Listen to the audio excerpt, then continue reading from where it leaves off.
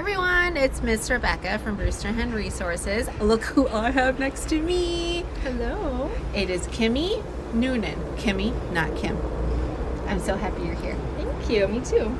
So Kimmy is my first guest on our Rooster and Hen podcast, which doesn't have a name yet. And it's funny because we're going to talk about names, we're going to talk about identity, and we're going to talk about self-portraits today. So before we do all that, I want to give you a nice intro to Kimmy. Kimmy is a great friend. She's a fellow mom. She's an artist. She's a teaching artist. She is an educator, and she installs the most gorgeous things. And she also curates a holiday marketplace for the community. So I feel like she does all that, and she's a dog whisperer. Yes, I am. Thank you. She has taken care of my puppy before. And it was quite an experience. Oh, was it? Not gonna lie. So we're happy to have her.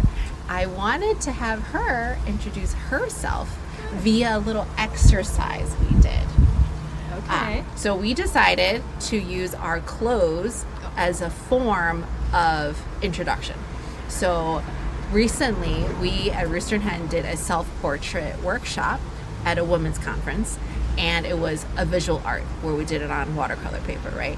And then I told Kimmy about it, and I was thinking it would be great when you come on for the first time and we do something self-portrait-y.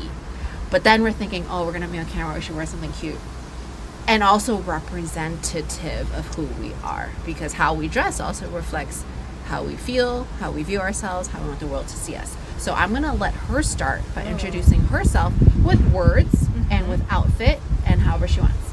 And just in case anyone's listening also is curious, we are sitting outside.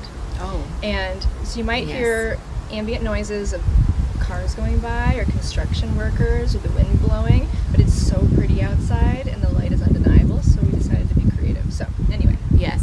I feel like at some point during the podcast we might turn the camera around so they can see it. It's really nice. It's really a fall pretty. day and it's so pretty. Oh, and I forgot to mention the reason why Kimmy knows all these details and things and we're using her mic is because she's a podcaster. I am. You're making me sound like I have a lot going on. I think I'm You a do. high-functioning person. She is a very high-functioning, empathetic, charismatic, caring person. Yeah, you are all those Oh, things. you're filling my cup, baby. Well, I mean, I feel like you do those things in layers, so it can't always happen exactly the same time, everything, everywhere, all at once. But you do more than dabble, I feel. I do more than dabble. Yeah. I don't dabble.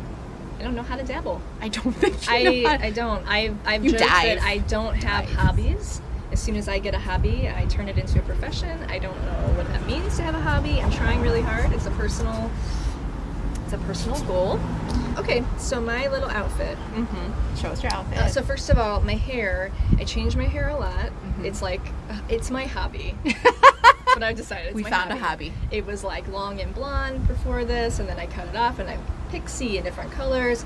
I just think hair is so temporary, and it's a fun way to change the way that I show up in the world, and it's kind of become a hobby of mine. How am I going to do this? Okay, so You can stand up. I have on Holy Need jeans because I am a child of the thrift store. It's very important to me to reuse materials and to give things life that had life before. The shirt I have on under this says "Just Say No." It's from the 1990s, 80s era of the war on drugs, which is ridiculous, but I really like the phrase "Just Say No" because, as we said, it can be a little bit over-functioning. So it's like a good mantra for me to like, just, it's okay to say no. It's okay. And also green is like my power color, my favorite color. My eyes are green, and when you get compliments on things your entire life, it just becomes like subconsciously your favorite color. So like when I wear something green, it makes my green eyes pop, and people are like, oh, your eyes are so pretty. And I'm like, okay. So I love that color. And then this is like this big oversized vintage sweater thing, and there's a part of me that really loves to kind of like to dress up and to be fancy, but I hate being the most overdressed person in the room. I am allergic to that idea. Allergic? So you start sneezing and hyperventilating. I put a lot of, feels like it on the inside. Put a lot of thought into each place I'm going, like what's expected of the place I'm going to be in, and like, it can teeter on anxiety because I really don't want to be overdressed or wildly underdressed, so I want to be in the middle. But there are these moments where I just want to be like, I want to be a little zhuzhy, I want to be a little fancy, and there's this part of me that sort of likes to sparkle, but I tend to sparkle more with my words and my humor. I would prefer to be able to blend into the back. If I feel like I've taken up too much space in the room, I want to just be able to disappear because I get a little self-conscious. Yeah, but so I like to pair really fancy things with jeans that have holes in them, because then that's a nice balance of low-key and fancy. But I also have like red lipstick on, because red lipstick is like my trademark color for my lips. and then I also brought a pomegranate. It's my favorite fruit. It is seasonal, so November through January is about the only time you can get a good pomegranate, which means I wait all year for them. And I have it describes my personality well, because I don't sit down and rest very well. So when the winter comes, it's the more restful season, because I can't do as much. And I sit down with a pomegranate with my little monkey fingers, and I rip open. Oh, doggy! Hi, doggy. There's a cute little doggy out there. He has to stick his nose in That's everything. okay. It's okay. Ladies are in the corner. The doggy's interested in our podcast. Hi, buddy. What a cute little baby you are. Doors open, so God forbid. Dog whisperer. I can't help it. I cannot help it. All right, come on. Let them do their thing, okay? Jack. Kimmy's attracting neighborhood dogs just by being here, because she doesn't live in like my neighborhood, but it doesn't matter because she's a dog whisperer. It's a new. It's a gift. I would say it could have been a hobby. Then my kids started a business, and now I think I run the business, and I think it's going to be the way I make money for the rest of my life. Like art doesn't pay money, but lots of people have dogs who want to like well taken care of dogs. So I don't know. Anyway, so it's a very temporary, beautiful thing, and I love to appreciate things. I appreciate things when I have them. Got it. I'm an Enneagram 1, and I think an Enneagram 1 is the most perfect personality type to fully and completely appreciate something that is perfect. Like if it is unbelievably amazing, we will appreciate it more than anyone could ever appreciate anything. And that's how I feel about pomegranates. So I get in there with my little monkey fingers and I rip it apart with my hands like a murderer. And I eat it. And I watch a rom-com movie or a documentary, and it takes about 2 hours to get through a big one. Yes. And that's how long it's in. I eat the whole thing myself. I share with my kids if they're really, if I'm being a good mom. But it's my antioxidant boost. I care a lot about my body. And this is my gift to you. You can have this one. Oh, Yeah. thank you. It's a historical, passionate fruit that has a lot of, meaning personally and globally. Thank you. And juice. And you can splatter blood color all over your clothes while you eat it, watching a rom-com later this week if you want to. So what rom-com would you recommend would be the next question, Man, Kimmy. I don't know. Like rom-com recent or rom-com like It 90s? depends on the thing I'm feeling. But actually, I recently watched a documentary about John Candy. Oh. Yeah, and he's a very interesting fellow. Yeah. I really misunderstood his presence when I was a kid. So that's the last thing I had a pomegranate doing, was watching a documentary about the life of John Candy. Was this fall or last fall? It was just a week ago or so. Oh, okay. Yeah. I'm going to have to think. My youngest son loves pomegranates, and he does devour them like you. Yeah. And it is So satisfying. a bloody scene. Yeah. It's hard with kids. But it is such a pretty color. Mm-hmm. Just like the color of beets, like that deep The red. vibrancy goes beyond. It's a juicy red. Mm-hmm. They're literally called jewels. Like they look like like jewels. They're so beautiful. And you have to like harvest them like jewels almost. Like Yeah. you're mining for them. Yes, they're everywhere. They just keep going. And I honestly think it does support my immune system during the winter. During those hard months when we're always getting sick, I get sick less when I go through these guys. Well, I bet. So, And you know what? That makes me think about like, the timing of fruit themselves. and how they're nourishment for animals and creatures and humans, like there must be a reason why you would get them at their best between November and January. Even this one's a little early, so I apologize about that. Sometimes It's I see okay. them in She gave me a stores. subpar pomegranate. I mean, it's from Costco, which is the best ones you can get. Just saying. They do have a lot of logistical prowess Yeah, to but get them. there is, in the same way, my personality type can fully appreciate something at its best. Yeah. We're also not willing to tolerate something at its worst. Got it. Like the improver. So in our global society where we can get any fruit or any food at any time, when I see a pomegranate in, say, July or in February or something, like I'll look at it and I'll be tempted. I'll be like, is it? And then I'll be like, you ain't messing with me. This is not how it works. Put it back. It will be This a will not disappointment. taste good. No, it will not. And I will not be tricked into trying something that I think will satisfy me that will just make me feel even worse. Ugh. Yes, So and then wait pay for the money good for stuff. it. That's right. Wait, be patient for the quality. It Yeah. waiting isn't easy, It's hard. but it's worth it But when you know it's coming, it's easier to wait. because it is seasonal. Yeah. And that's a metaphor that can extend into other bigger Topics. topics. Like, yes. Like topics that'll be on Kimmy Not Kim's podcast. I talk about season of all 3 the and 4. words. What about your outfit, dear? Okay, I'm gonna put down the pomegranate. I'm so happy you gave me fruit. It's a very Chinese thing to do. I thought maybe it would be a nice housewarming, visiting gift thing. Yeah. And also maybe a Chinese thing. And It crossed my mind. In such a long time that I've known Kimmy, she's never come to my place, and It's I mean, nice. it's like, whoa, you're right, you haven't. It's a busy world. It is a busy world. We do what we do. Yes. It's fine. So thank you Happy for to have my the fruit. opportunity. You're welcome.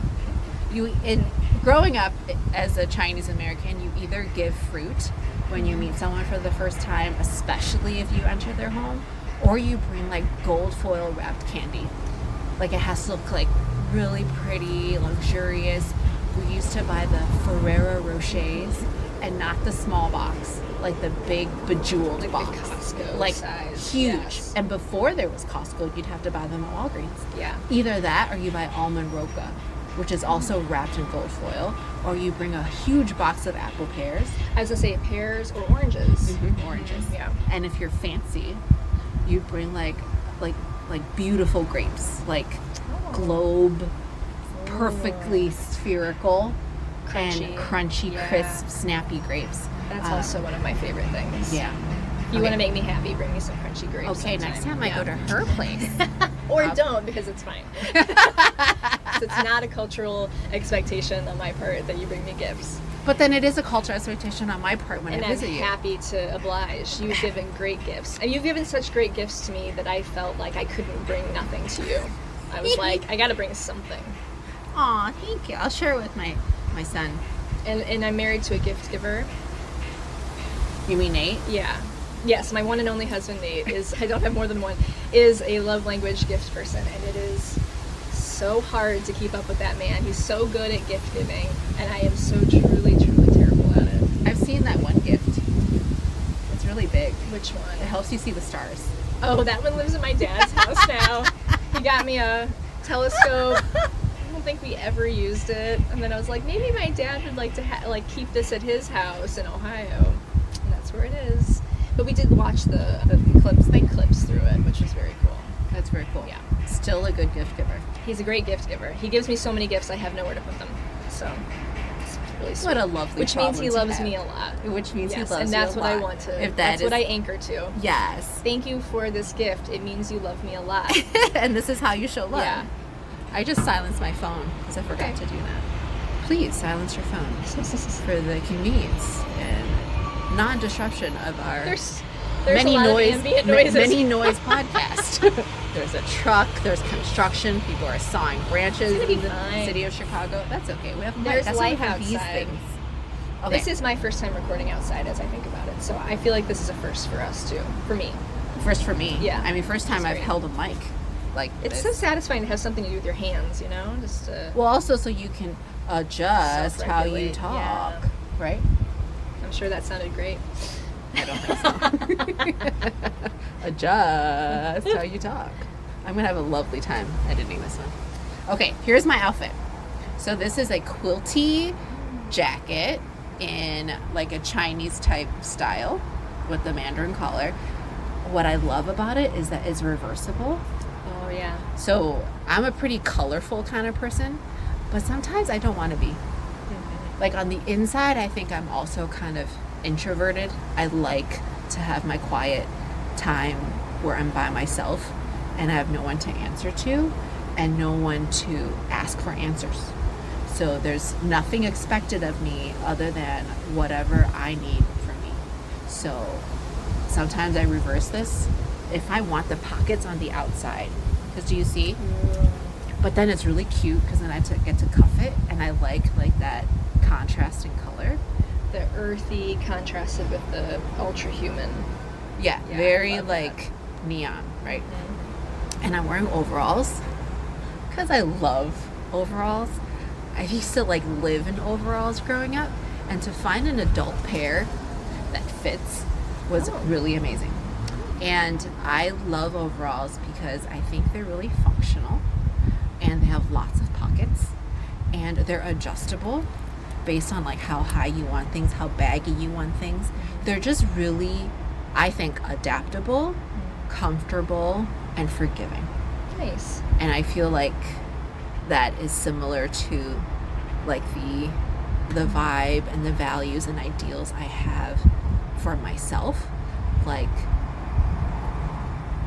I think a lot of times we might strive to be what we want and we might feel like we fall short, but I also think we strive to be those things, not always because they're the opposite of like our weakness, but it's really a different facet or a different face of who we already are. Yeah. Just like, are we at our best, right? So I strive to be a relaxed person, a helpful person, an adaptable person, and very flexible, right? I want to be comfortable and I want to make other people feel comfortable. And to me, that's like my understanding of hospitality and how I do family life and how I do work. And then I have on, let me show you my shoes. Oh, can you get your foot up that high? Oh, amazing. I got my clogs on. So these are the clogs you wear when you have to stand a lot. So a lot of servers wear them, a lot of nurses wear them, and I find them super comfortable. They're not good for ankle support, just so you know. But if you stand around a lot, which I do, when you teach, you're standing all the time. And then also, it gives me a lot of height. Gotta. Yep. I mean, both of us are sitting. And you might both think we're small. super tall, like We're not. 5'9". Nope. Super tall, 5'9". That's like that's like climbing a ladder. That's how you can tell how short we are, because we think 5'9" 5'9" is like super tall. Yeah. Yeah. I could be an WNBA player if I was 5'9". I could reach things. If I was 5'9", I wouldn't need 2-step stools. I like to be small because I don't hit my head on planes, and there's always ladders. But you know what? You can't shrink. You have to crouch. You have to crouch, and that's hard on the back. Well, yeah, it's hard on everything. It's taken me years to feel confident with my 5'3" and I'm happy with it. Oh, thank you. Yeah. I obviously make adjustments with my clogs. Everybody, I mean, of course. Of Everybody course, does. of course. And it's good for your feet. I've had like surgeries on my left foot often, and then the podiatrist actually said, for my feet and for feet in general, too flat of shoes are not helpful. Yeah. One, because I have a pretty high arch, and two, because I have problem feet. And so when I have like a thick sole, like the thicker the sole, the better is what he told me. And I go, really? And then perfect for my actually not 5'3" self. There you go. Kimmy, I realize I've been lying on my license. What are you? 5'2"? 5'2" and a half. Okay, well, I'm 5'3" and a half, but I'm tired of saying half. So I just went to 5'3". But I used to think Sometimes. I was 5'3" and 3/4, which then I rounded up to 5'4" on my license. So it's not like I said 5'3" on my license. I said I'm 5'4". But You know, literally what, 2 wonder, inches lower. I than wonder that. if any police officer ever would be like, you need to get out of that car right now, and I'm going to measure you because you're clearly a different person based on the statistical misinformation. Nobody cares. Well, because I'm also sitting when I'm driving. I also, the weight question too, like I Fluctuate. I renewed my license once when I was 9 months pregnant. And I was like, I don't know how to answer this question. I am not going to be this weight in a month, hopefully. You know, We whatever. believe. Yeah. And like, so I just put like my normal Average. weight. It's like, whatever. Nobody cares. I've been the same weight since I was 21. Yeah. Even when you were pregnant? Like, no. no, like, not that's like, problematic. not physically on my license. Oh. Like, with my Yeah, first it's pregnancy, fine. I think Whatever. I gained I literally gained 90 pounds from my first pregnancy. I got really big. And I'm still trying to lose it. So if I were to update my license, Yeah. they'll be like, shocker. Nobody cares. But I have had people look at my passport picture and look at, because I change my hair a lot. You do. And And people are sometimes like- you didn't always have these fringe bangs. I've had pixie, Yeah. 1 year, my current passport has like the longer blonde hair with really short bangs. I went for the baby bangs thing. Yeah, you For a did. minute. That's when I got that picture taken. One time I had a pixie haircut in my license, and then I grew my hair out really long because they don't make you renew your picture. You every are just time. confusing everybody. I know, they look at me and they're like, I'm like, it's fine. You're like, it's Ask me and any you change your question you want. glasses too. I do. You have hobbies, girl. I do. I like getting that look. I like walking down the sidewalk and having people go, "What? Did you change something? You look different." One time somebody at church asked my husband, like, "Do you ever wake up in the morning and just go, who's that next to me?" And Nate had no idea the context for the question. He was like, "No." And then he goes, "I was like, because she changes her hair a lot." And he was like, "Oh, no." But I was like, that's the effect. That's the desired effect I want to have on people. Like, are you a spy? Why do you change your hair so much? I would be the worst spy in the How world. many IDs do you have? I cannot lie. I can't lie. I can't even play games with my kids I that am Kimmy, require not me Kim. to. No, yeah, it's not. I'm Laura. No, I'm not. I'm Kimmy, not That's Kim. not gonna happen. I'd be like, my name is Sophie. I can't. I don't know. I was kidding. I'm really not a spy. I'm not. I'm so sorry to lie to you. I'm not I'm that not a kind of spy. person. No, I'm not. Gotta get that off my chest. I'm not a double agent at all. Yes, I am. No, I'm Yeah, not.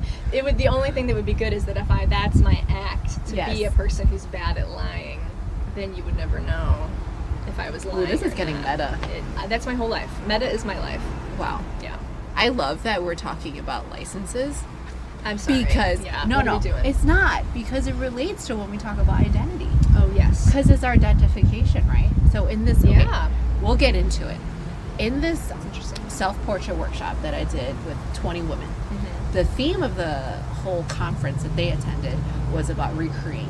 So how do you recreate your understanding of yourself, how you view yourself? And then the organizers asked me to do a breakout session for self-portraits because they saw that I did a few before. And it's always different because the group is different, the need is different, the theme is different. So in light of that recreate theme, then I went with, how do we dispel negative self-talk? And how do we actually identify ourselves? So we have all forms of identification, right? License, passport, which don't get actually renewed often. Mm-hmm. And digitally, we have profiles across platforms. Yep. And profile pics across platforms. So like my Google Gmail pic is different actually Yeah, from and my it's really old. yeah, and it's different from my Instagram, let's say, profile picture, different from my work Instagram profile picture. So I asked the question to the ladies, like if you look at your profile pic, let's say we had to start like some sort of platform and everyone needed a new profile pic, what would your picture be? Would we pick one, if we can't take it right now, would we pick one that had the best lighting, the best complexion, the reddest lip, or made my eyes the prettiest? We would probably pick one that showed the best of ourselves and as perfect as possible. But if I had to take one of you now, without you knowing, would you be okay with that? And then what would you do? What would you do to quote unquote fix yourself?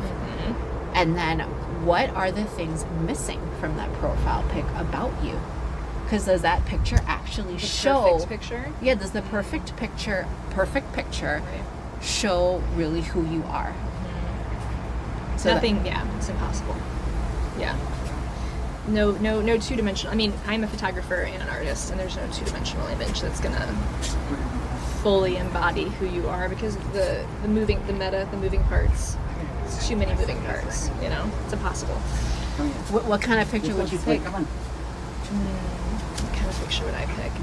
So, as a photographer and as a person who takes pictures of my friends a lot, I used to get in big trouble because I would take pictures of how people looked when they were doing whatever they were doing, when they weren't aware. It's my favorite type of picture. Like a more candid? Candid, yeah, found. And they would get really mad at me for posting them on social media because they'd be like, dude, I look terrible in this. And I'd be like, that's how you look. I'm sorry to break it to you. You were doing that, and I took it. That was you. You did that. You do that every day, actually. Yeah.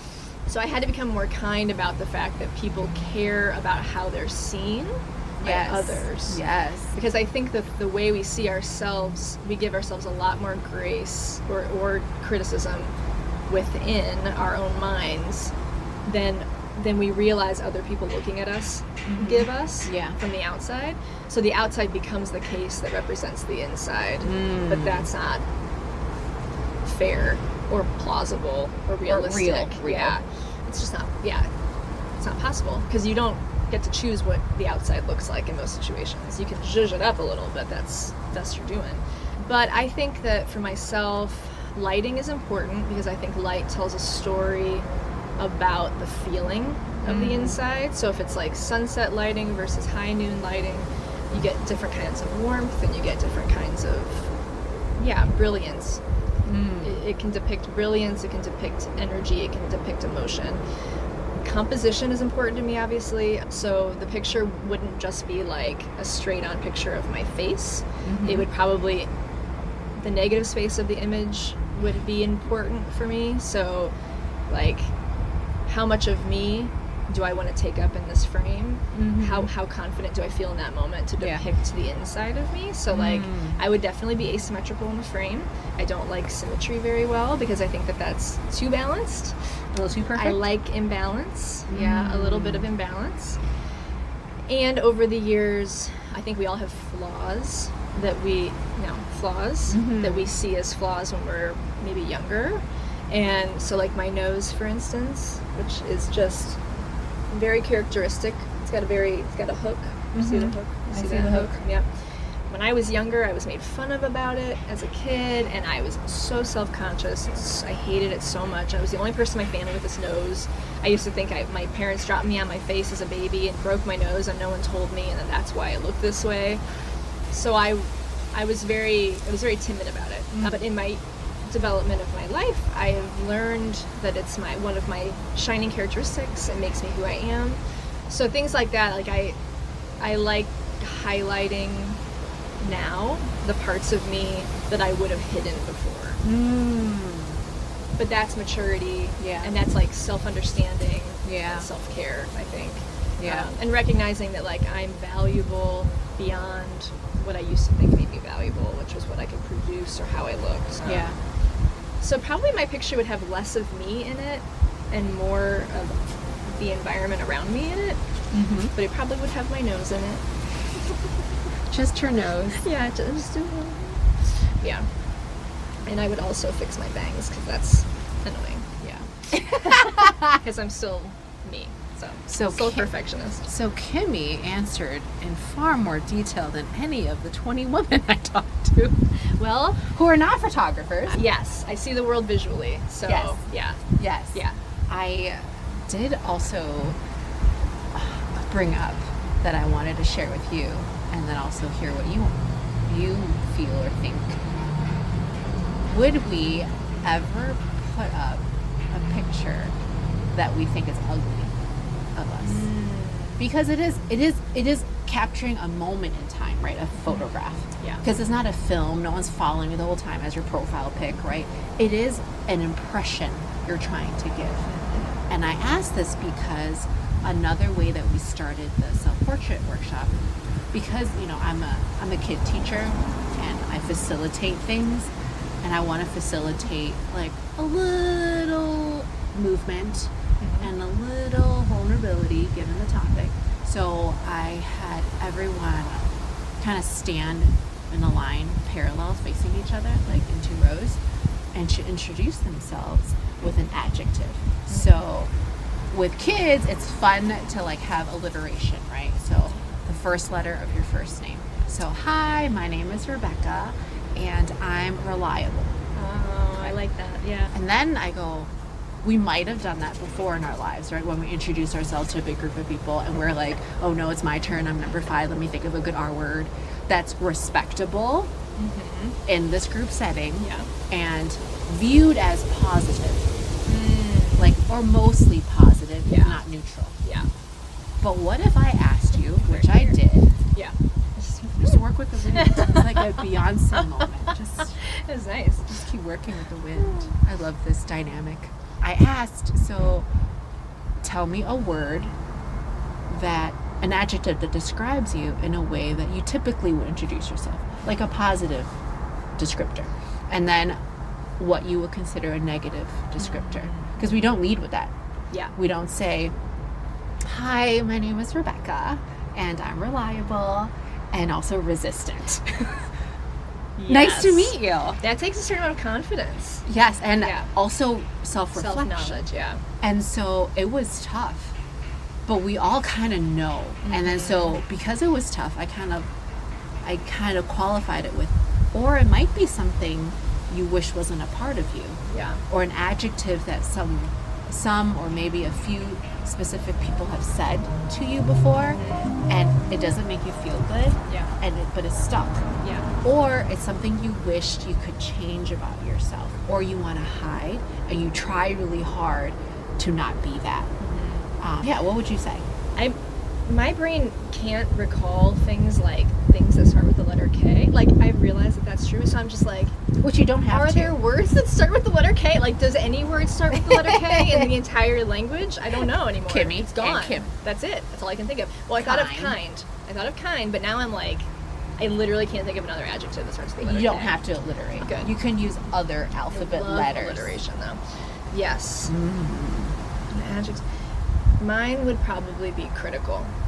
Yeah. Which is a very, It has a k sound. It does, yeah. It's a very tender, like, I hate that part of It is that. It is. Yeah. But I'm like, I'm resistant. I'm like, that makes me sound inflexible, which we already said I like to be. Yes. Which actually, when you said that originally, it made me think a long time ago. I've been with my same therapist for like 9.5 years or something. At the very beginning, she was talking to me and I was like, I wish I was more like flowy and supportive and a good listener. I wish I was like kind of that like matriarchal presence in people's life that could just envelop them and make them feel safe, you know? And I felt at the time when I was admitting that I was like admitting the opposite of who I was. I was like, this couldn't be further from who I am. I'm like rigid and I'm critical and I'm perfectionistic and I'm, you know, anxious. And in the process, I was, you know, she illuminated to me. She was like, usually the thing you want is what you're already becoming. Yes. You know, and that's what you said too. Like, yes. And it's also been helpful for me to be like, the things that I identify about myself that are hard to hear, sometimes they're hard to hear because it's not flattering. Yeah. And sometimes it's hard to hear, like it might burst my fragile ego if I believe it's true about me. But then if I'm being critical in a good way, I can think about like what that ego is trying to protect. You know, like that little fragile ego is trying to keep me safe from some other deeper thing that I'm afraid to look at. But also sometimes those adjectives come from other people, like you said, Totally. and they're in other people's voices. So like that's something that I've learned from my therapist over the years, has been like, whose voice does that sound like when you hear it? Yes. Like, is that the sound of your parent or your teacher or some person online that wrote an anonymous comment? Like, is it your voice? You know, and that's been a very helpful conversation for me to have within myself. Yeah. And I've named my critical part Have I told you this already? You haven't told me the name, and you have told me you named it. Yeah, so the inner critic, I keep talking about the Enneagram. I'm an Enneagram 1, and there's a very critical voice inside, very loud, very persistent critical voice. And it was always hard for me to differentiate myself from that voice, like the core of who I am from this voice, this part of me. So I named her Patricia. Patricia. No offense to anyone named Patricia. It's Or a Pat. beautiful name. Yep. But it felt like the right name to give her.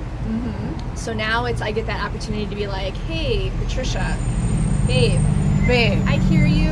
I know you want to help me. I know you want to protect me. I know you're worried about something, but I've got this. You can take a step back. I've got this. Or like, that's not really helpful, Patricia. I hear you. Not helpful. I don't need that information right now. And it differentiates it from me so that I no longer think I am this whirling vortex of multiple thoughts happening at the same time. I can be like, oh, that's that part. She's trying to help, but I'm here. This is me. My core is in charge. That part's just trying to help. Go ahead, Patricia. You take a break, baby. You're working hard. You sit down, put your feet up. Yeah, you're working pretty hard right now. Anyway. I thought that was so cool that you shared that, because my therapist tells me the same thing. Oh, it's like they're all learning the same stuff. I don't know. It's like there's a best practice or something. I mean, that's how they got their license. Yeah. I like therapists a lot. I appreciate them. I like this Patricia name. Now that we're talking about names, identity, I have a side story. I have a middle name that starts with a P, but it's my Mandarin name. It's Bing Hui. So growing up, you had to like fill out standardized tests with your name. You write it in. Right now, the kids it's already pre-written, but back then you write it into these little boxes and slots, and you fill in all the bubbles underneath. So sometimes it'll be like Rebecca P, or I'll have to write the whole name, Bing Hui. And then when everyone is writing their middle name, and then people, like other classmates of mine, would get really like, curious. What does the P stand for? And then no one can read PING-HUI, because I realized that's not English. Right. Different phonetic system. Right. And then, so I felt really out of place, because everyone else seemed to have a middle name that sounded more American. So then one fair day, I decided I've had enough trying to explain my middle name. I had enough trying to explain my middle name. I had enough of being like bullied for it. Yeah. I had enough of trying to help people pronounce it. So I just said, it's Patricia. I didn't know any other P name other than Patricia, or maybe Penny from like Inspector Gadget. Yeah. And so I it's like, it's Patricia. Oh, really? Well, it's like Rebecca, Patricia. Yeah. Like whatever. Because no one cares. after their curiosity is whatever quelled, they're fine. Like, right. But then when you said that, I was like, there is so much in a name sometimes, because you're saying it differentiates you from that other voice, and is not a K name. It's a quite different name. And I would go, huh. Like, Patricia, is that who I want to be? Or am I okay being Bing Hui? Or the fact that you felt such a sense of self-shame or social pressure to change it. Yes. That says a lot. That says a lot. Like the Patricia, it really just represents the need to change. Yes. You know? And then it's still like that link and that connection I see with this same name of Patricia is a level of criticism. Yeah.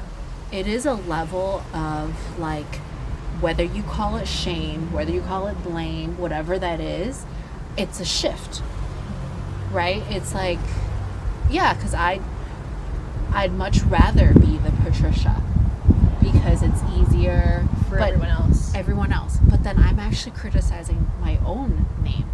And there's so much in a name, because as parents now, we think a lot about what to name our kids, what the meaning of the name is, like what blessing you're putting what on. Story we're giving them. Yeah, what hopes we have for them, right?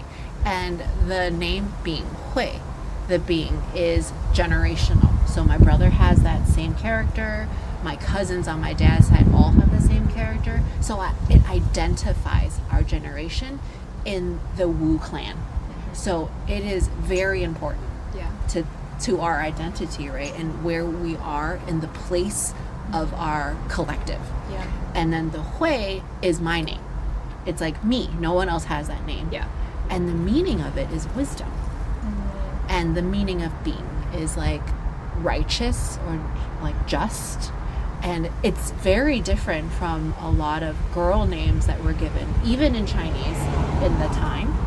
It was usually the meaning would be grace or like elegance or beauty or like sweetness, even like kindness or sincerity.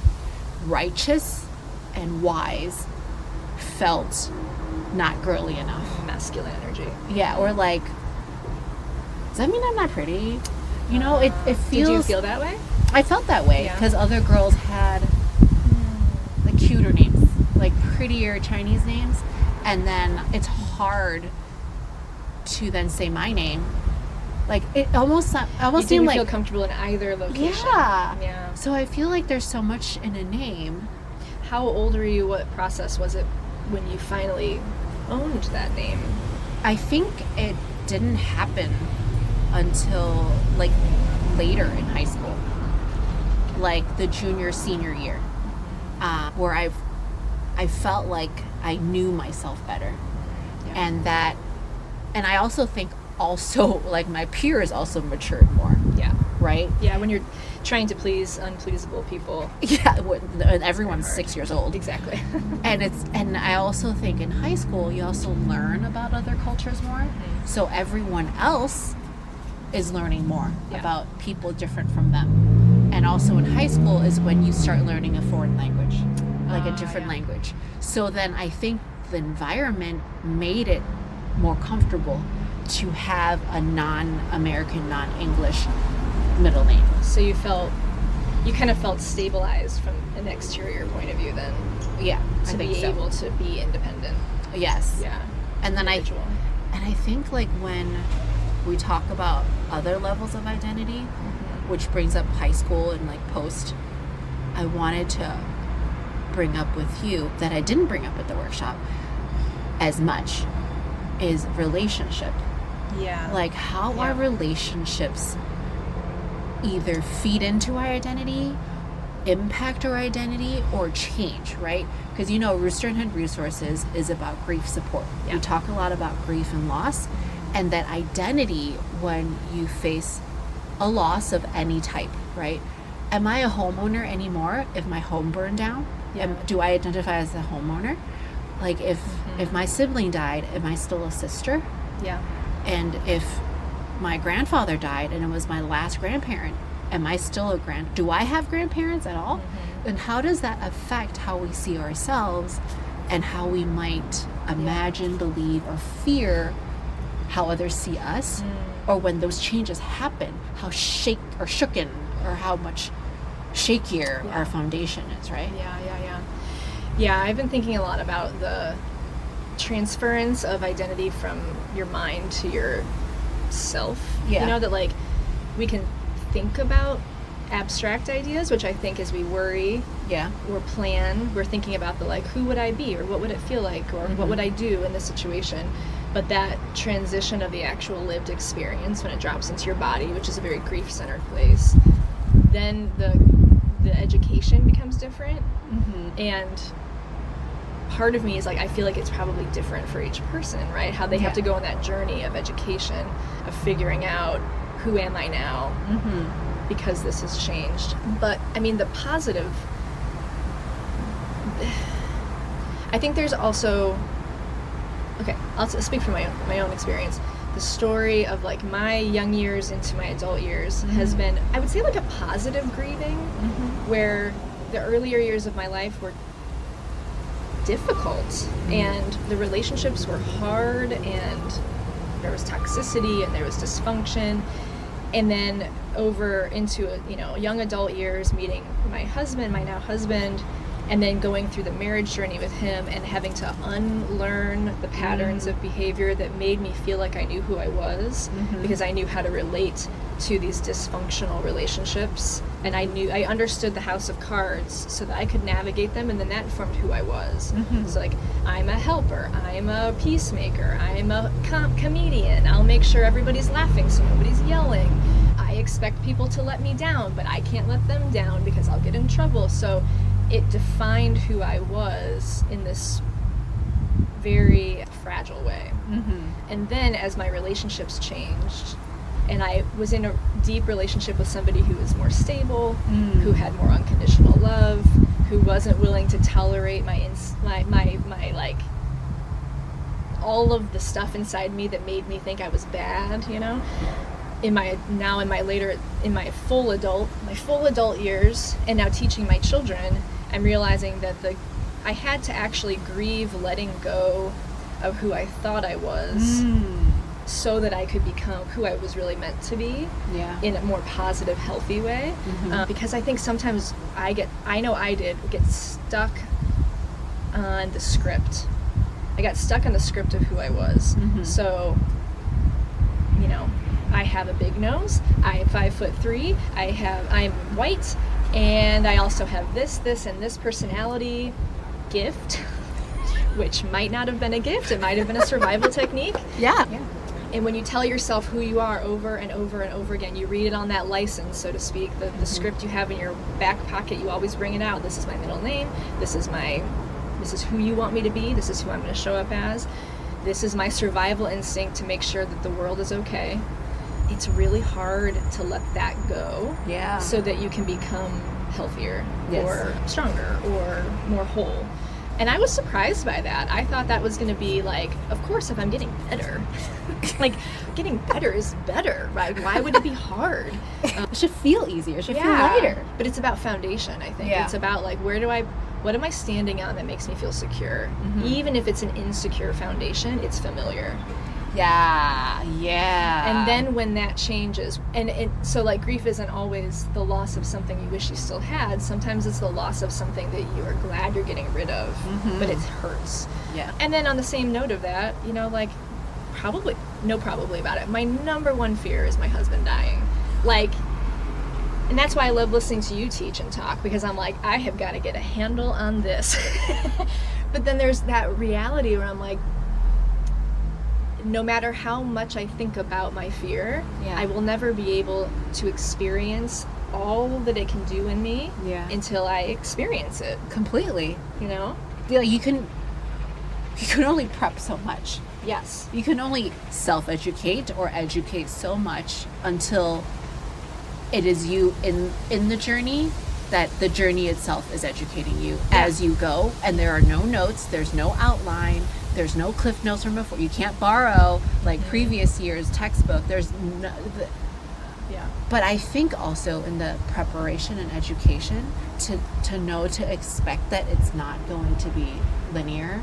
Right. To know to even expect the unexpected is like a level of preparation. I always say to my husband, I hope I die before you.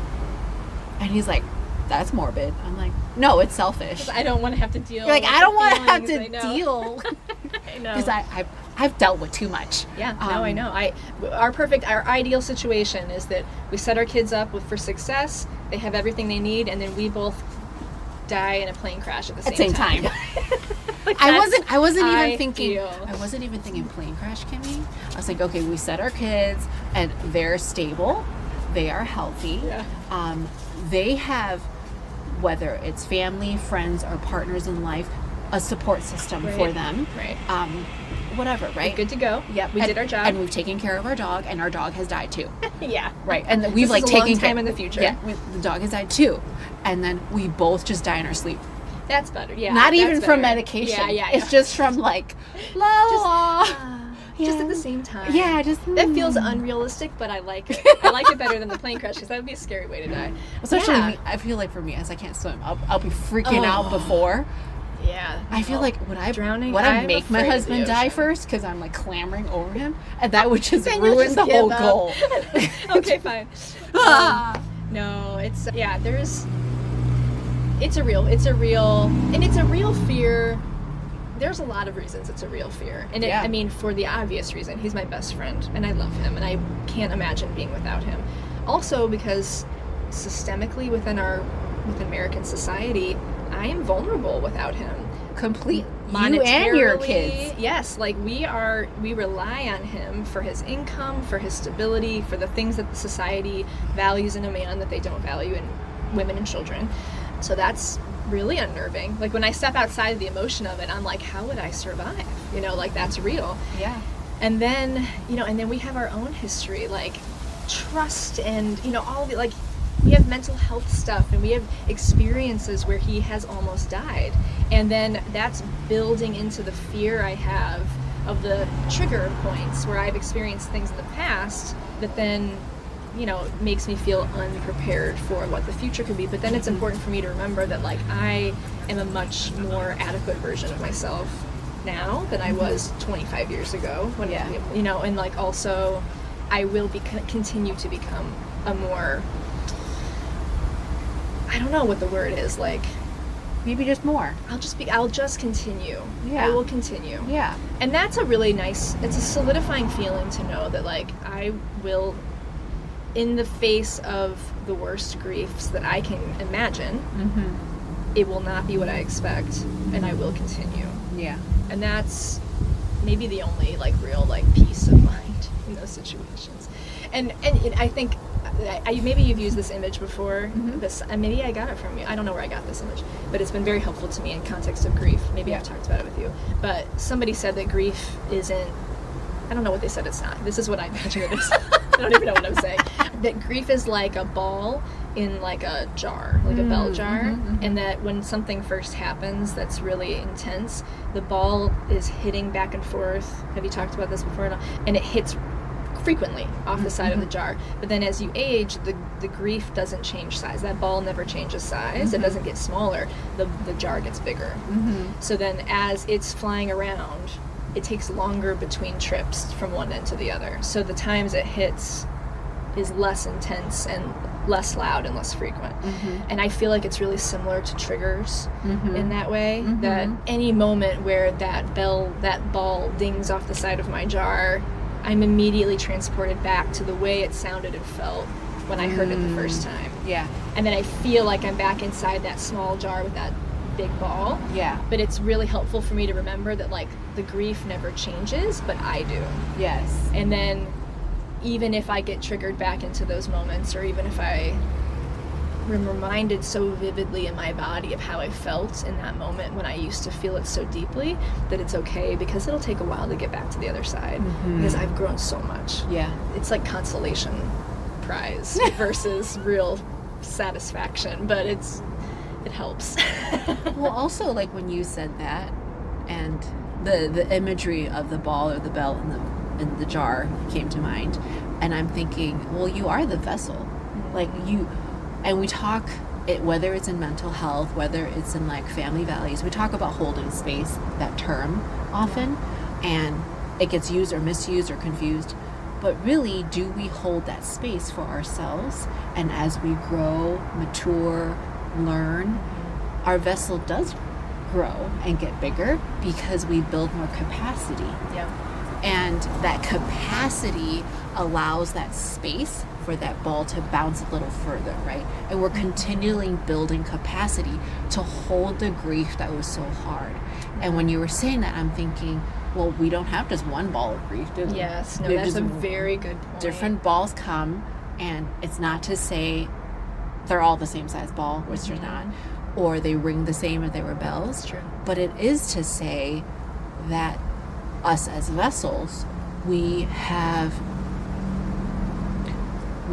prepared a bit, right? And we have journeyed before, and knowing for a fact that we will continue, however that is. And I think also going back to identity, that theme, even when we're talking about when we're kids, when we're children, and when we're in school, when we go to high school, young adult, and then maturing and becoming married, all those are different journeys, right? They're all journeys, And we had to say goodbye to our old identities. I had to say goodbye to being a single person. I had to say goodbye to being married with no kids. I had to say goodbye to sleep. I had to say goodbye to lots of things. Yeah. It's not that they necessarily identified me or they were my only identifiers, but it's like, well, I don't have time to dance anymore. Am I no longer a dancer? But I will rip up that dance floor at a wedding. Yep. So I feel like we have journeyed so far along that those identities that we had served us when it needed to serve us. And we continue. Like, you're right. We continue to journey with this identity right now. And however it's going to change as our vessel gets bigger. And people are so creative. I feel like we do not give ourselves enough credit for our creativity, because when things change around us, we pivot. We adapt. We make a way. You know, you're an artist who has a baby and can't make art, then I have an identity crisis. Am I an artist? But guess what? I went through the identity crisis. I made it through that multiple times of identity crisis, multiple rotations, and I'm back at making art again because I have time again, because my kids are older. Yes. And like, time is a great gift that we can use. Yes. And creativity is a great gift that we can use. Like, give yourself the time you need to be on pause or on growing, and then trust that you have the capacity to be creative enough to come up with a new solution, and that you'll still be fed, you know. And even I think in that continuing and in that journeying, that process is creative. Because you're not given all your tools in a nice little like pencil box all the time. You pick them up and figure out how they work, and you make it happen. And you make substitutes, right? Yeah, exactly. Right. We don't have a paintbrush today. Fine, I'll rip up paper. Yep. Right.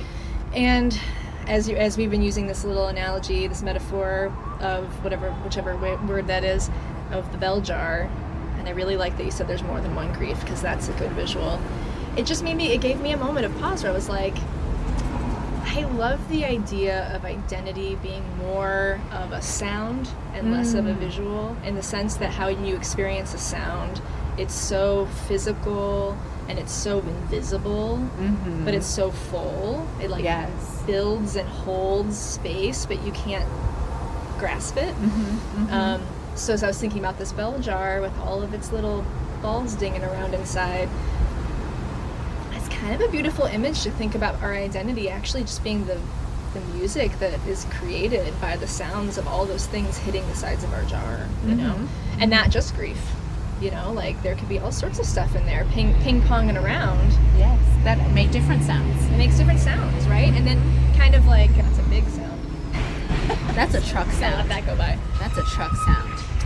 Kind of, just go with it. You know, kind of like old church bells. Right? Yes. How there's harmony and there's robustness, and it covers a great distance because of its stability and strength, even though it's totally invisible. Yes. I think it's a really beautiful image for me to think about. Yeah, like, I am a visual artist. I'm not a musician.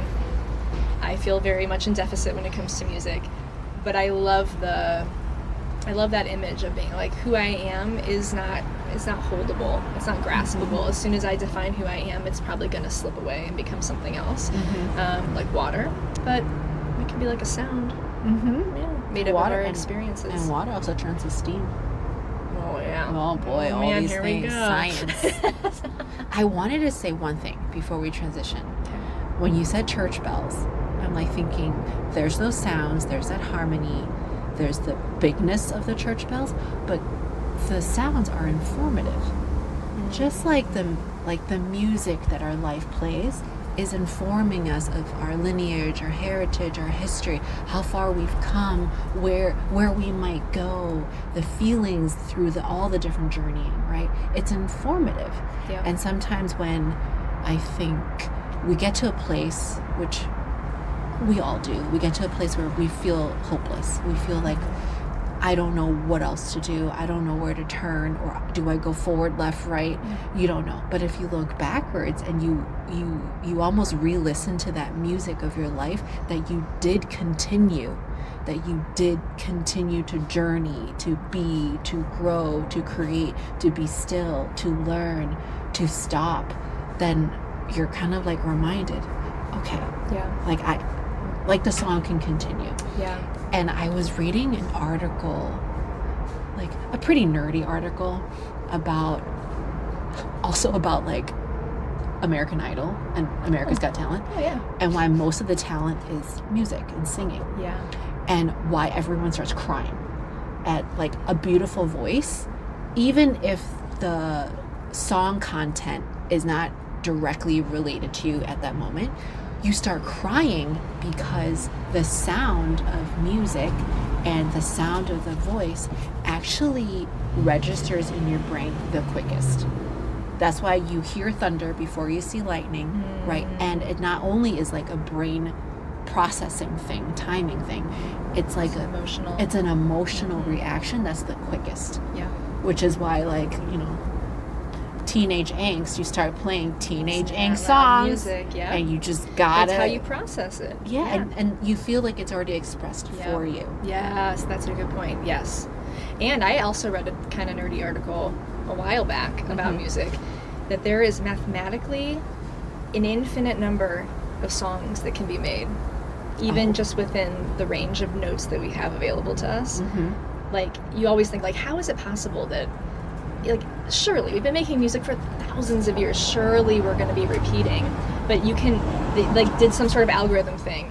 You can make different songs forever, and you will never, like, have to repeat if you don't want to. And that's interesting too to think about. Just like, there is not going to be any person who has the past, the present, and all the stuff in between that I have, and the experiences that I have, so that my identity will be shaped by all those things, and I'm going to play my own song. Yeah. Like, this is mine. And I don't have to, you know, fight or contend with anyone trying to take up my space, because there's just the space. That's my space. That's my song. It's okay.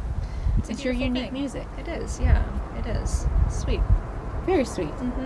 I'm so glad we talked. Likewise. Okay, before we end this segment, because I'm going to have Kimmy do art with us, which we have to go inside to do. It's like my favorite thing to do in the whole world. And me too. And then we get to do it together. Yay. We are going to transition off these mics. Yes. And try my semi-fancy cell phone mic. So we can see what Kimmy's doing and see what I'm doing. And pretty much we're going to take you through maybe a mini journey of what we did at the self-portrait workshop. That's exciting. And it talks a lot about, or I should say it illustrates a lot about what we talked about in the journeying, in the crevices, in the edges. The crevasses. The crevasses. Or the caverns, however big. But before we go, I wanted to make sure listeners, friends, family know how to find Kimmy. Yes. So my podcast is called Kimmy Not Kim Podcast. That's Kimmy. You can find it on every listening platform that exists. And you can follow me on Instagram at Kimmy Not Kim, which is my artwork, and Kimmy Not Kim Podcast, which is for the podcast. I share a lot of really cool stuff about the value of art, the story of art makers, and lots of creative things on that Instagram handle. And you have a website too. Oh yeah, KimmyNotKim.com. It's very easy to remember. Everything is redundant. It's Kimmy Not Kim. It's my brand. It's Kimmy Not Kim because my name is Kimberly. It's my confession. But when I was a little kid, it was always Kimmy. Brought home from the hospital, it's baby Kimmy. And then I got to like 9 years old, and they were like, well, I think, you know, you got to start going by a more adult name because that's a baby name. And I was like, what? Says who? So I tried them out, and it didn't fit. The clothes I put on in those names did not match, did not fit. And so I was like, all right, I've tried it, and I don't like it. So from now on, everybody's going to call me Kimmy. And I remember telling them as a child that my goal in life was to be Grandma Kimmy. And they laughed at me and thought it was cute and funny and silly. And then as soon as someone laughs at me and thinks something I do is cute, funny, or silly, I dig in my heels and say, well, you're gonna have to wait and see, because I'm gonna be Grandma Kimmy. You are. And it stuck. Yeah, so it's speaking of identity, my entire brand is literally, please, seriously, for real, I'm being so real here, call me Kimmy. I know it sounds like Barbie and you feel uncomfortable, but I promise it's what I actually want you to call me. And people always, they freak out and they start backpedaling and they go, surely that's not what she wants me to call her. That's like a pet name. I'll call her Kim. And I'm like, really, please don't. Or Kimberly. Kimberly is what the government knows me as, what doctors know me as, and it's fine. It's a pretty name. I did not legally change my name because I still value, to your point, I value that my parents chose Kimberly for me, and I want to honor them that like they made a choice and that it was a beautiful choice. But Kim has no part of that choice. No part. They didn't name me It's Kim. just the three letters just in the beginning. the shortest version of my name that people can't be bothered to think of anything else. So... Kimmy. And it's also my passive-aggressive Midwestern way of saying, you know what's a really funny joke? Kimmy Not Kim is my website. And you have to get that big eyes. So please, just get it, yeah. Kimmy Not Kim. What? Yep. I'm sorry, Kim, what did you say? And I hate correcting people, so I just give them my card and hope that they read it. And sometimes people are not aware. And they really yeah. type in Kimmy Not Kim. It's like, oh, that's cute. And also, as I've reached, my 40s now, I care less. It's more of a joke now. It's like, hey, funny story to tell you. But if you call me Kim, I might not turn to look at you because I just don't register that you're talking to me. Right. But I won't be mean to you. I promise. I get it. That's so kind. We always, thank you. Kimmy. Thank you. I won't be critical of you. You like how we looped it right back. Yes. Tie a little bow on it. Ding. Okay, which tells me I need to think of a name for this podcast. But that's for more workshopping. It might be helpful to know what I don't want to be called. Not Kim. Like, not what and this. I don't know. I think titling is very fun, but I gave up on my podcast. I put a placeholder in. I just called it Kimmy Not Kim, and I was like, that'll do for now. And I second-guessed it for a long time, and finally I was like, well, now we've gone too far. Now it's like season known 3. as this, so I can't change it now. It's your entire brand. It's true. It's easy. And we can call it You Rooster could and just Hen. call it Rooster and Hen. Why not? Well, because, I you like... have a lot of different buckets. I do have a lot of different buckets. And I like... I guess I just like naming things. Yeah. And I like rhyming things. Oh. And I like So you could call it Brewster and Penn. I can. I don't know. No. Well, right now that is the placeholder. It is Brewster and Penn. No, it's Rooster and Hen. It's a Rooster and Hen Punky podcast. Brewster. But it's not. Oh, I love Punky. I used to have Punky Brewster shoes. I had Punky Brewster lunchbox, I think. Oh! Yeah. I love that show. Oh, me too. She was great. Yep. All Okay. right. So we're going to transition so we can make some art. Thank you so much for listening. We're going to go inside with less pretty light. But I think before we shut the video, Kimmy, we should turn and let them see the leaves. Oh, yeah. What do you think? Yeah. So let's our see. laptop is on a vintage typewriter desk. And if you don't know what a typewriter is, wow, then I feel ancient. But they have a specific typewriter desk that you put the typewriter on because it requires no power and you just push it around. Look how pretty. Look how pretty that is. Autumn is beautiful. Look at that. All the trees. We love Chicago. The leaves are changing color. There we go. Look at that. It's gorgeous. So we tried to go like this, but we realized we'd have to crouch a lot. But it's kind of Very pretty. unproductive conversation, though. Yeah. And the sun really moved while we were out here. Mm-hmm. Yeah. All right. Thank you. Bye. Are you looking for a way to talk to your child or maybe a student about a recent death that's happened? Or maybe you and your family are facing a pretty difficult diagnosis. Or maybe your community is facing the loss of a very important person.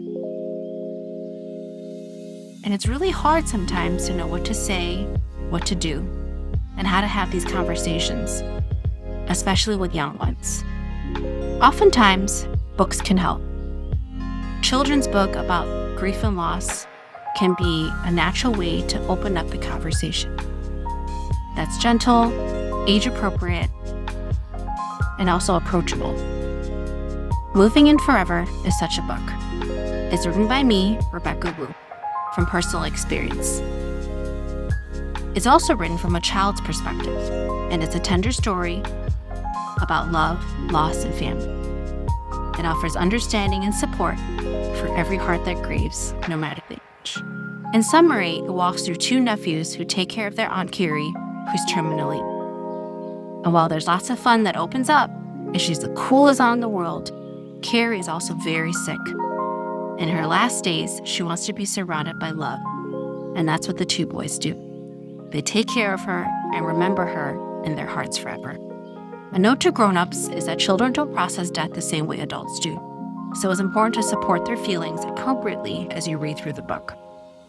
We have some resources to help on our webpage, movinginforever.com. You'll see some downloadable resources to help support your journey, and also a host of different workshops and seminars and classes that we have.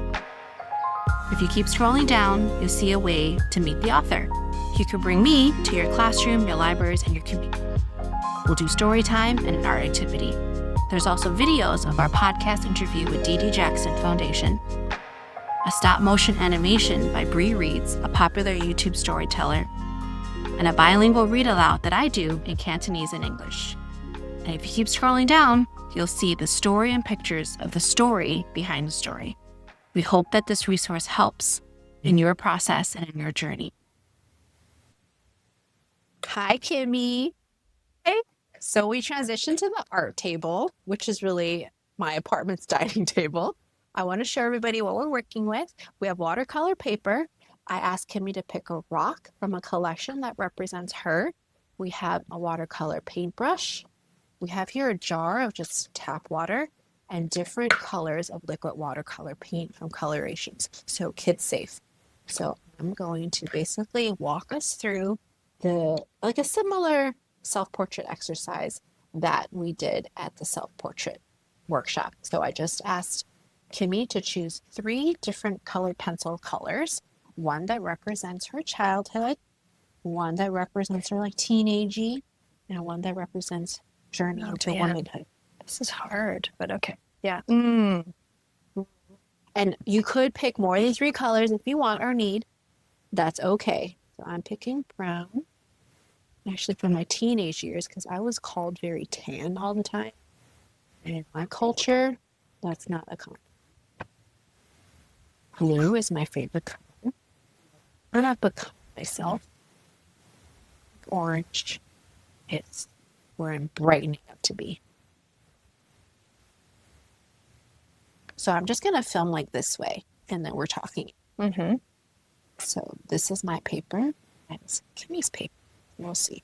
So what we're going to do is we're going to choose the pencil that represents us as kids. I'm choosing brown because I was called dark. I was a kid, not a cop in Chinese culture. I'm choosing yellow because I was called the golden child of my family, and I had to be very bright and happy all the time. It's pressure, man. Yeah. Okay, so I want us to journey through our childhood by moving this rock on paper. So as we kind of walk across the paper, I feel like, I remember when I was called dark. I remember I was told not to play outside. And I also remember other things about my childhood. I remember having cousins to play with. I remember all those things. I might remember preschool or going to school for the first time. Maybe I made my first friend. Maybe first enemy. Maybe growing up it was tough. It was tough having family that I had. Just different memories as we think about growing up as a kid. Maybe there was different events of remorse. Maybe people said different things that stuck a bit. Okay, so we're going to take a break and take a different pencil, the one that represents you in your teen years. So why did you pick blue? I became a little bit more solemn, a little bit more pensive, a little bit sadder, but I was never so sad. There was still a brightness that lingered. I picked it very similar. Is it very similar? Is it identical? Oh, wow. It's identical. It is. What is it called? Sky blue. I picked this blue because blue became my favorite color, and I used to think it's a boy color. And then, you know how I grew up thinking of a boy name. Yeah. And I used to think that girls were supposed to like pink, butterflies. Didn't like any of those things. But as a teenager, I realized it was okay to be a little grunge, to be a little blue, Yeah. to be a little melancholy. I can just draw what we're. One other difference is usually when we start drawing lines, we have destinations. Mm-hmm. We think we need to go from one point to the next. We might think our journeys are a certain shape or need to be a certain shape. But this really lets our stories just tell. So when I do this with kids, they actually say the story out loud. Oh. So they might be talking about like a trick-or-treating story, or they might be talking a trip that was really cool, or a family trip that was really cool.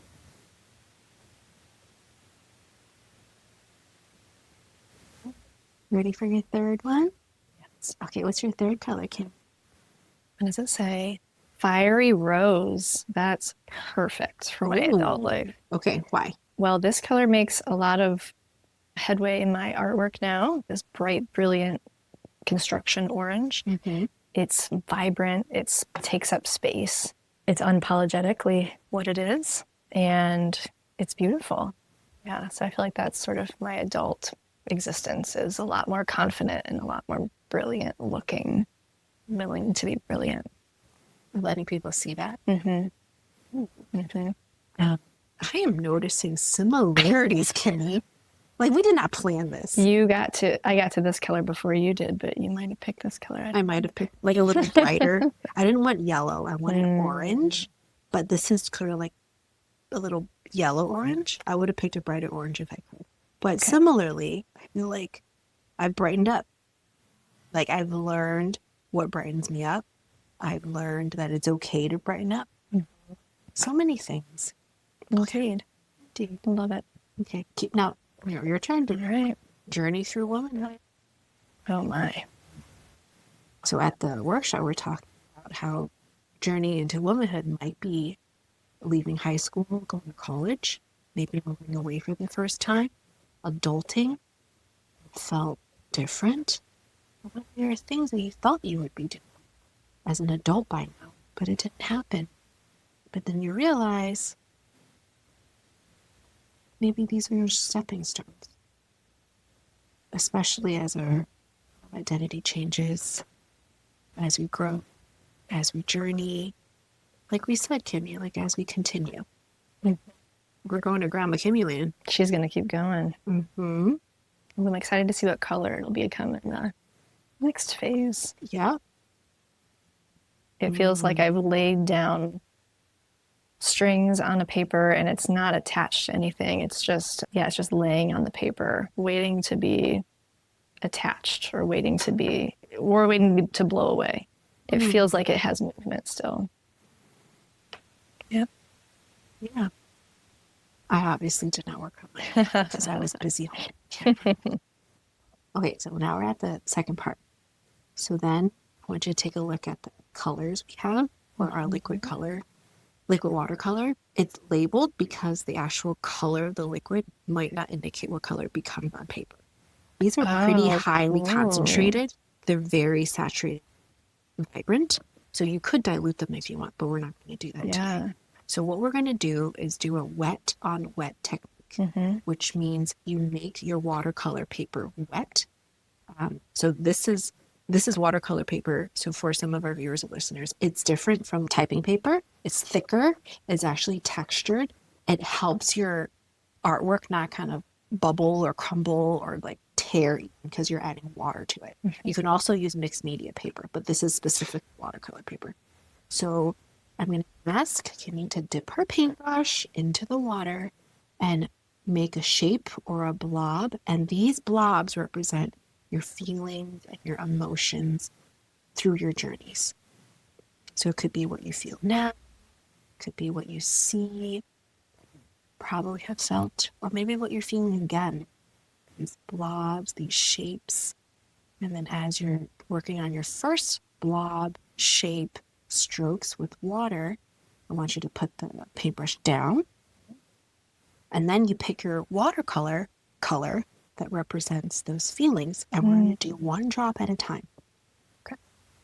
So it'll come out and you drop it on the water. One drop.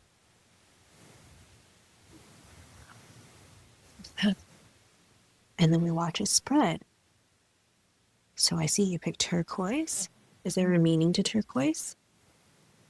It is one of my favorite colors. It's very vibrant. I feel like it represents like infinity to me, like the sky that keeps going. And there's also a familial attachment to my dad. It loves this color.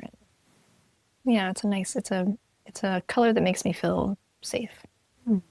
So it's a color of safety. Okay, now you can add other colors to this section or other sections that you wet. We'll see the mix. Oh, okay. You might not do open. The silver or the gold needs a lot of shaking. Okay. Because it's actually more like a glaze than it is like opaque. I'm picking silver because I don't understand what it's going to look like. Hey. And I want to know. Is this So- the silver at the bottom? Yeah, what would you name that feeling? You want to Curiosity. Yeah. Excitement. So I would, like, when you have the metallic liquid watercolors, they're almost like that glittery, shiny top coat of nail polish. Oh, so we should do other colors first, maybe? If you want to see it, like, shine, really sheer. go. Because I Okay. think I'll go get you also a that kind of shows too. Oh, so You're cute. getting there. You're Yeah, getting no, there. it's okay. I'll do a different color first, and then we'll, Add the silver yeah. Okay, so should I do it in the same spot you said, or in a different spot? to you. It's Oh, your feelings. oh, okay. And it's your art. If you want to see it mix, I think I need more water. you might need more water. Let it dry it out. I'm gonna add a spot over here. I'm a big fan of chance. Mm-hmm. I don't want to know how the shapes look because I think that they make more interesting shapes without me telling them Without you dictating. how to do it. Mm-hmm. Look at how that's spread. Like when we see the liquid watercolor represent or symbolize our feelings, like we see it almost visually, like how our feelings span across our journeys, how that feeling might bleed into other parts. And if we put that yellow onto the turquoise, something might happen. I normally wouldn't pick violet, but I also really want to know what all the colors look like. Ladies and kids, when I did this, is you take a straw, you can blow it out. Or you can just not take a straw. But the effect, Look at that mixing. Isn't it like how I feel sometimes? Like Yeah. my hangry bleeds into my tired. My tired bleeds into my exasperation. Yep. And maybe my exasperation will lead me to joy. It's like Inside Out, the movie. I love that. Yes. They really did depict accurately.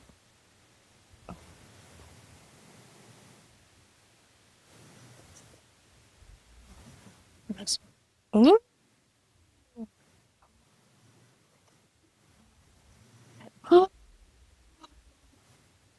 Well, you see that river flow.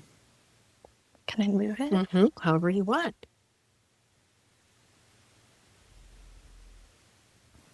I don't know how to make art without going too far because how do you know you haven't gone far? Like if you haven't gone far enough until you've gone too far. That's true because there's no destination necessarily. Exactly. There are more colors in the cart, and then we're going to do like a final effect. This makes me happy. End up with really pretty paper towels. Look at it drinking up. Oh, it's so satisfying. It's just drinking it. God. I kept everyone's paper towels from work, Oh yeah, of course. and I dried I them. love it. Because sometimes a puddle is beautiful and sometimes a puddle is... Maybe a puddle needs some depuddle or like Yeah. some taking back. I really like how the yellow line comes through the lighter. I like that too. I like how like it almost looks like a highlighter. Yeah. like kind of, Am I allowed to do this? you know that answer. You're allowed to do whatever you feel. Do you know about the technique of if you let the first layer of paint dry, and then there's a little puddle there, and then let me see if I can find a spot, and then you just wipe away. I didn't do it very well, but you see how there's this line here? Yes. It absorbs at different rates, and you can wipe away the puddle and still see the line that used to be there. Almost see the effect that it made. Yes. The imprint that it made. I love that. Yes. I love that. You know, like when I look at your paintings, that's what I'm looking at. Oh, These yeah. little edges, and Yep. then how like the light and the dark is meeting, Yeah. and how the depth and the intensities are different. And I call it the crinkles. It's almost like petal-like. You know? I love. This is like if you look at a snowflake under a microscope. That's what it looks like. Yeah. And it has there's such a consistent way that nature reveals itself. And that is included inside us as well. And these, I view these sorts of things as like really profound metaphors for Life. yeah. I do Exactly. too. Life and death. Which is the big circle. My little boy mentioned, not this year, but last year, he was under 10, that, Mommy, and this is, after a few different deaths in the family, was, Mommy, when we're born, are we just all done? Oh, wow. I go, he's not wrong. Yeah. It is a different perspective, right? And then I listened and I asked, well, what might it look like if when you're born, you're living?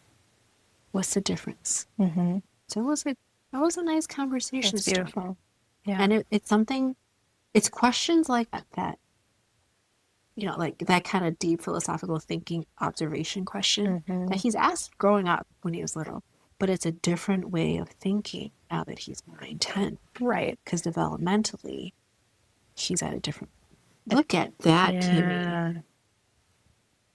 And those questions have different implications when you start to understand that the answer that you get is going to impact you, in the way that you view the world. Yep. And you're almost directly asking. You really want to know for yourself. Yeah. Like they're. When you're little, you're asking, curious. Kind of like passing curiosity. Yeah. Even. Whoops. Okay, there we go. Okay, so you can choose to do this part or not do this part. But when it was kind of dry and we blotted enough, I did give out like a black felt marker. Oh, yeah. Like an outliner to outline the edges. Oh, yes.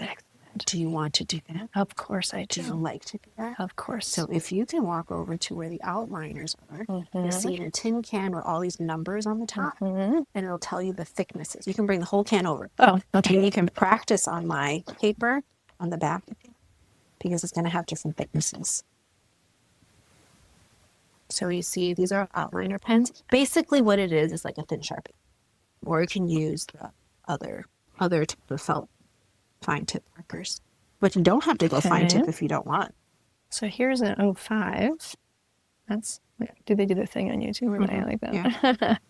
All right. An 05 makes a line like that. And if you're like me or us, we just do it. Yeah. But this is a 3. You see how it's chiseled, so you can do like calligraphy with. So this is your thicker. The bigger the number, the thicker the thing. Yeah. And then we go down to this is 005. Oh, super thin. Yeah. Oh, it's upside down. But then that's. Here you go. That's just like. Yes.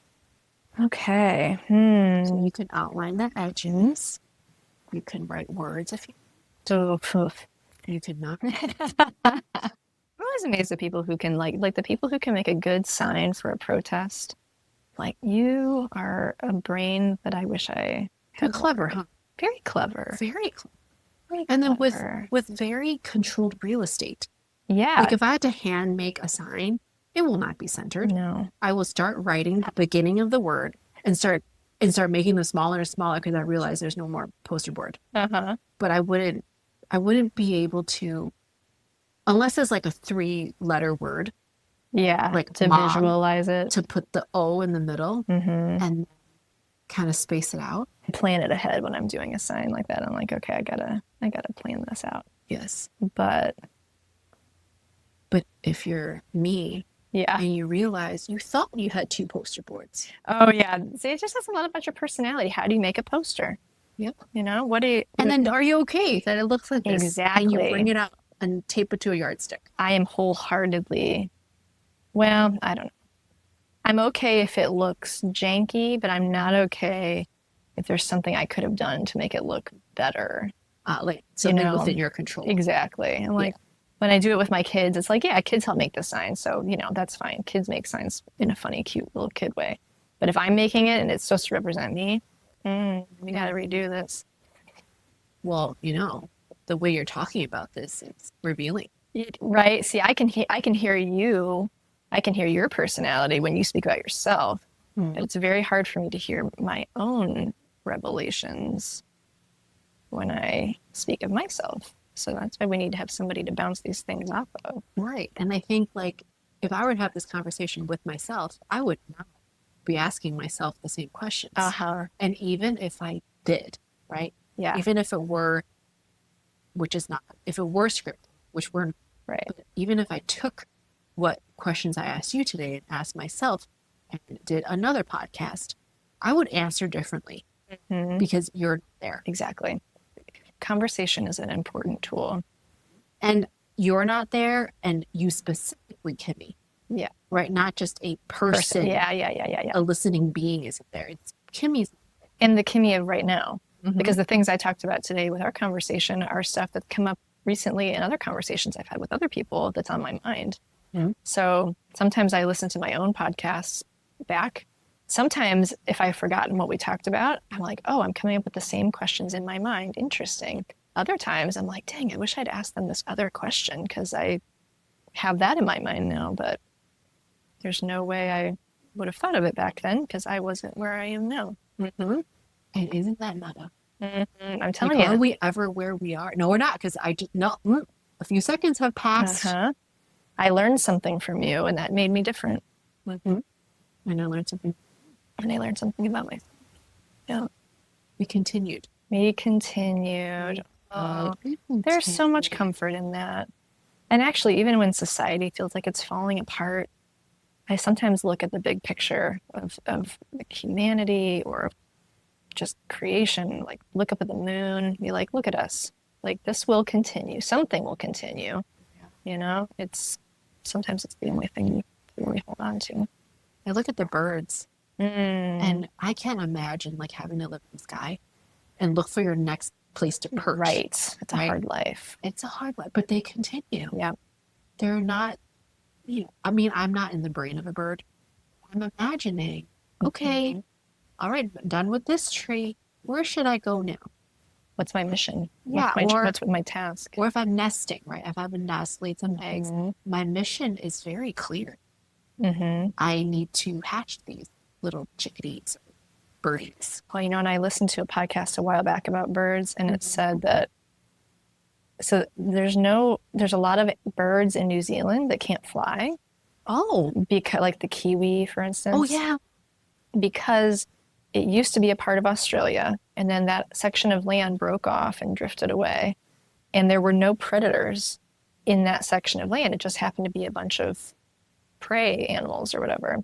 And because they didn't need to fly to get away from predators, they stopped doing it. And then when they stopped doing it, they stopped having wings that could do it after a long enough amount of time.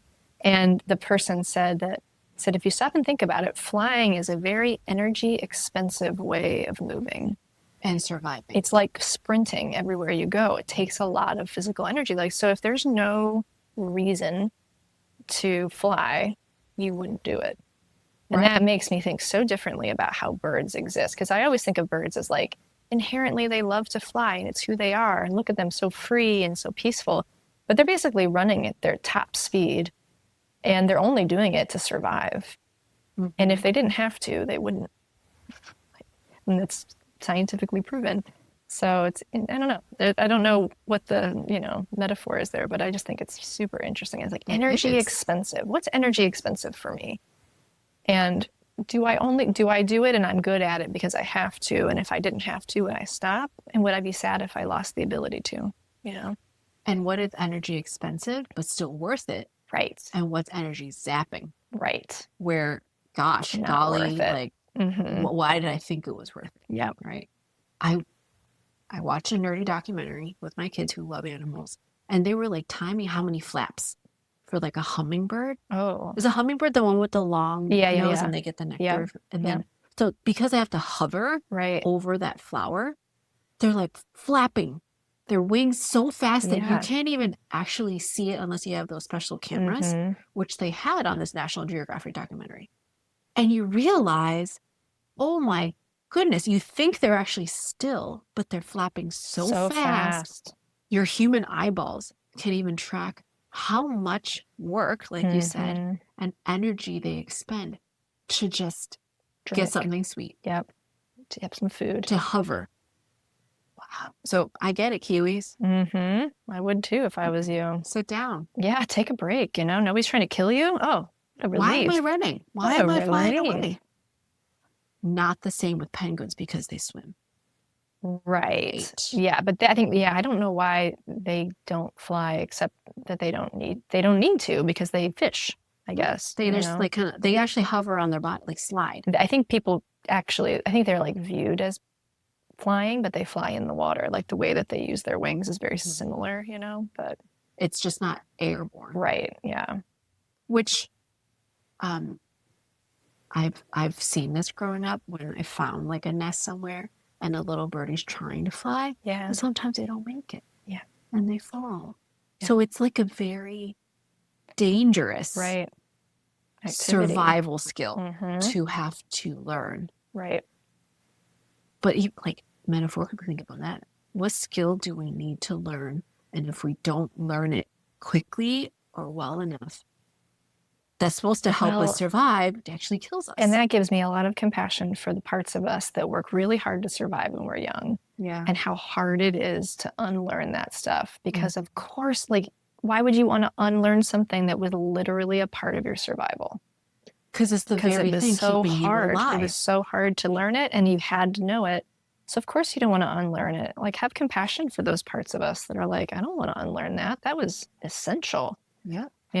Just because that takes awareness. Just because there's no predators here doesn't mean that I think I'm safe enough to stop flying.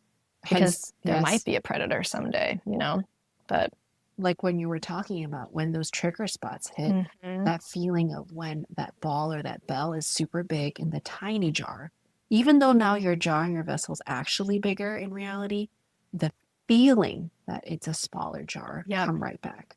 And then if you've lost the ability to fly in the moment when you're convinced that you need to do it again, despite all the information outside of you that's saying, no, you don't need to fly anymore. There's no predators. You're still going to try. And then that trying can be really painful if you've forgotten how to and you think that that's the only way to survive through this moment. Or dangerous. You can convince yourself that you're in real danger, even if you're not. Yeah. Which speaks to the trauma. Trauma ain't messing around. But also I have learned too that like, and I'm sure you know this, that like difficult situations happen all the time, but they don't become trauma until we have no one to talk to them about. Yeah, we don't have company. Yeah. So I think that's been something that's made me feel a lot of stability as a parent. Like it's hard to watch your children go through things that are hard because you're afraid it's going to create a traumatic experience. But it's really not if you give them, whether it's your children or other people, like giving them the space that they need will protect them from the trauma of it. The trauma is, like, if I think about it, that aloneness. Yeah, like, that's the trauma, isn't it? Like you did this, you are in pain alone, you were attacked alone, you're in danger alone, and you're going to have to fight on your own. Yeah, and actually the trauma isn't the thing that happened to you, it's the fact that you're alone. Yeah. After the thing that happened to you stops. Right. Whatever that thing is. Yeah. Wow, Kimmy. I like it. Yeah. Hold it up. What do you think? You have witnessing words from your piece of art? Your self-portrait at this moment of your journeys? I see that it is expanding off the edge, and that feels curious and optimistic about the future. The layers that it shows are really beautiful because it shows me that the things from my past are still there, but they're not the only thing that's still there. And I've built a beautiful web of identity, and it's impossible to see just one part of it at once. You have to see all of it together. And if any part of it was missing, it would be less than it is. It would be less itself. So I like that idea that even the things from a long time ago or the things that are hard to hold still become a part of the masterpiece, and they're important. And it's also really satisfying to see that even when I'm sort of not trying to make a mark that looks like my mark, I do. And I think mark making is really important. We all have a specific mark that we make, metaphorically and physically. And I think we make the most beautiful marks when we're not trying to do them perfectly. When we're just doing the fun and easy parts and make a big impact. Yeah. It comes out naturally. It does. And then how dare we enjoy our lives and actually appreciate what we're doing with it instead of having to work so hard all the time. Because we've been conditioned to think If it doesn't hurt, it's not good. if you have to suffer through value. That's right. Thanks, Kimmy. Thank you. To feel